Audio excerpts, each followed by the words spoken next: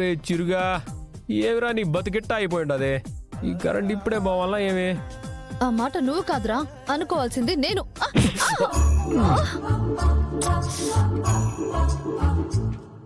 రే కావాలనే కొట్టావు కదా ఓయమ్మే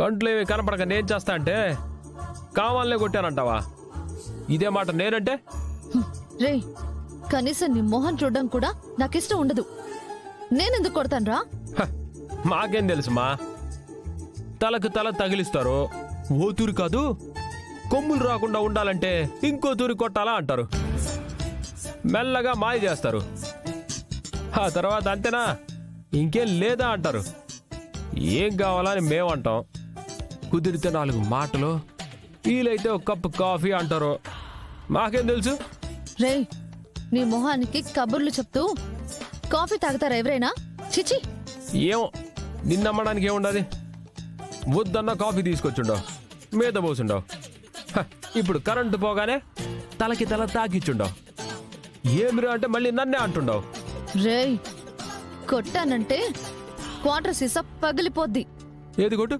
కొట్టు చూస్తా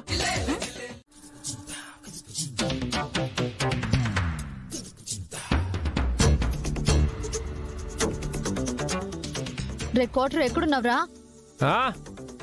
అట్టాగే లోపలికి రా ఏడున్నాను కనపడతా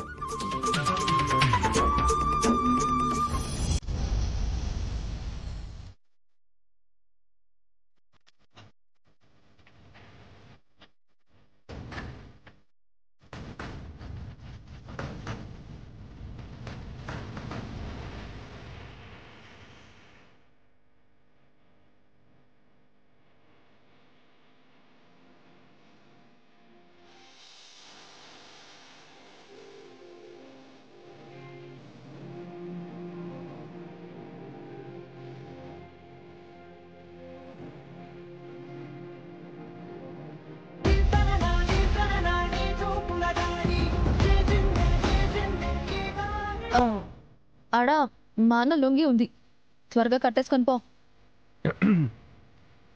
ఏడుండది కళ్ళేమో నగిపిస్తాడా ఏమి అదిగోరా నీ ఎడం పక్కనుంది వెళ్ళి తీసుకో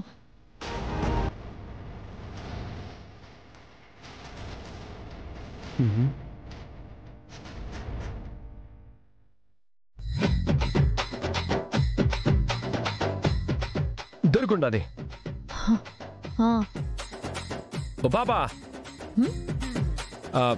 నువ్వు ఎట్టా ఉన్నావంటే బట్టలు అట్ట మార్చుకోవాలా ఏడే నిలబడతావా ఏమి ఒరే కోటర్స్ వచ్చినోడా ఇష్టం వచ్చినట్టు మాట్లాడితే ఈ క్యాండిల్తో అంటిస్తా త్వరగా కట్టుకుని బయటికి రా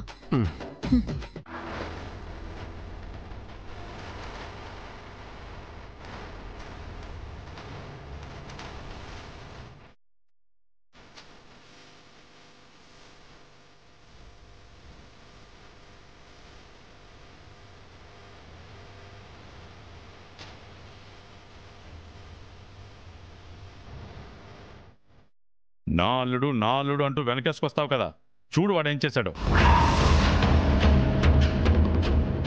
ఇన్ని రోజులు రాత్రి పగలు తాగి తందనాలాడి నా కుటుంబాన్ని బాధ పెట్టాడు ఒక 2 ప్రాణాలు తీసి ఆ కుటుంబాన్ని బాధ పెట్టాడు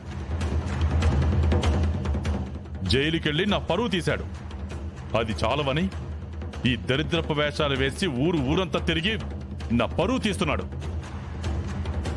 కనీసం వాడు ఏం చేస్తున్నాడో వాడికైనా అర్థమవుతుందా ఇలా చేస్తే ఈ ఇంటి పరువు ఏమవుతుందనుకుంటున్నాడు వాడు అవును బావగారు వింటుంటే మాకే బాధగా ఉంది మీ పరువు తీయడానికి పుట్టినట్టున్నాడు ఎన్నిసార్లు చెప్పినా అర్థం చేసుకోకుండా ఇలా ప్రతిసారి మీ పరువు తీస్తూ ఉంటే ఎలా ఏం చిరు నీకు నచ్చింది నువ్వు చేయటమే తప్ప మీ నాన్న గురించి ఆలోచించవా నువ్విలా చేస్తే ఆయన నలుగురిలో ఎలా తిరగలరా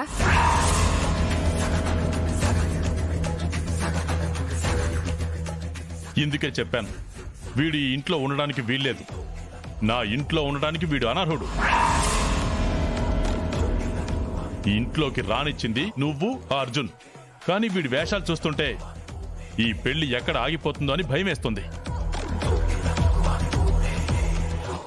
ఒకవేళ అది గాని జరిగిందా వీడి చావు నా చేతిలోనే గుర్తుపెట్టుకోండి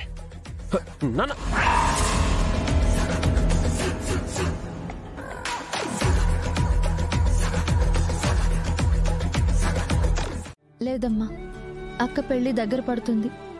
ఇంకో 4 సవారీలు తోలితే ఆ వచ్చే డబ్బు పెళ్లికి ఉపయోగపడుతుంది. ఇంట్లో కూర్చుంటే ఏమొస్తుందమ్మా? మీ ముగ్గురు పెళ్లి చేయడం నా బాధ్యతమ్మా. కానీ ముందుగా చేయవలసింది దుర్గ పెళ్ళే కదా.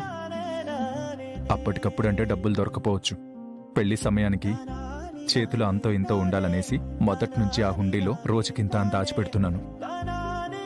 నా కష్టమే కాదమ్మా, నా బ్రతికే నా చెల్లెళ్ళ కోసం.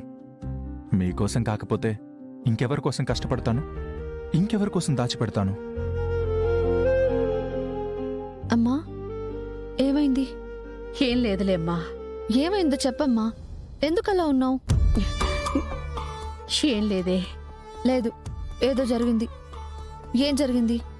దుర్గ పెళ్లి కోసం మీ అన్నయ్య కూడా ఇదే మాట మాట్లాడేవాడమ్మా. చెల్లి పెళ్లి చెయ్యాలి, చెల్లి పెళ్లి చెయ్యాలి అని.